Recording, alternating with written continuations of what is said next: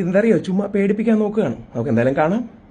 അപ്പോൾ എന്നെ അറസ്റ്റ് ചെയ്യുമോയെന്ന് എനിക്ക് സംശയമുണ്ട്. നമുക്ക് എന്തായാലും കാണാം. എന്തായിരുന്നാലും രാഹുൽ ഈശ്വർ ആ പെൺകുട്ടിയെ നിരന്തരം എടി കള്ളി, കള്ളത്തരം പറയുന്നു, മറ്റതാണ് മറിച്ചതാണെന്ന് യാതൊരുവിധ തെളിവുമില്ലാതെ, അതാണ് അതിൻ്റെ ഉദാഹരണമാണ് ഞാൻ ആദ്യം പറഞ്ഞത്. ഈ പുള്ളിക്കാരൻ പറഞ്ഞ ആദ്യത്തെ പോയിന്റ്, ആ പെൺകുട്ടി ഇയാളെ വിവാഹബന്ധം മറച്ചു വെച്ചാണ് രാഹുൽ മാങ്കൂട്ടവുമായിട്ട് ബന്ധം സ്ഥാപിച്ചതെന്ന് പറഞ്ഞ് പൊളിഞ്ഞു പോയല്ലോ. അതുപോലുള്ള പോയിന്റ് അതാണ്. ഈ രാഹുൽ ഈശ്വർ സമൂഹത്തിൽ പറയുന്ന പല കാര്യങ്ങളും പൊളിഞ്ഞു പോകുന്ന ഒരു കാഴ്ച നമുക്ക് കാണാൻ സാധിക്കും. ഏറ്റവും വലിയ ഉദാഹരണം സവാദിൻ്റെ ഉദാഹരണം തന്നെയാണ്.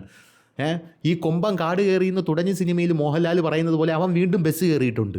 അടുത്ത പെണ്ണിനെ മുണ്ടൂക്കി കാണിക്കാനായിട്ട് ആ തലങ്കും വിലങ്ങും നടക്കുന്നുണ്ട്. ഈ പുരുഷ കമ്മീഷൻ എന്നും പറഞ്ഞുകൊണ്ട് അവൻ്റെ കഴുത്തിൽ പൂമാലയൊക്കെ ഇട്ടപ്പോൾ രാഹുൽ ഈശ്വർ എന്താണ് ഉദ്ദേശിക്കുന്നത് എന്നുള്ളൊരു കാര്യം രാഹുൽ ഈശ്വറിന് പോലും അറിയില്ല എന്നുള്ളതാണ് പ്രധാനപ്പെട്ട കാര്യം.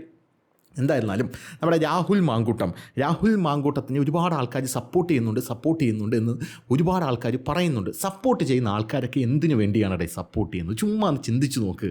അതായത് ഒരു ട്രെൻഡിങ് വിഷയം, ഈ ട്രെൻഡിങ് വിഷയത്തിൽ രാഹുൽ മാങ്കൂട്ടത്തിനെ സപ്പോർട്ട് ചെയ്യുമ്പോൾ വ്യൂസ് ഒഴുകി വരുന്നതിൻ്റെ പുറകെ കാശ് ഒഴുകി വരും. അങ്ങനെ കാശ് ഒഴുകി വരുന്ന ആ കാശ് കണ്ടിട്ടാണ് പല ആൾക്കാരും രാഹുൽ മാങ്കൂട്ടത്തിനെ സപ്പോർട്ട് ചെയ്യുന്നത്. എനിക്ക് വേണമെങ്കിൽ അവനെ സപ്പോർട്ട് ചെയ്യാം, സുഡാപ്പികളുടെ നല്ല യമണ്ട സപ്പോർട്ട് കിട്ടും.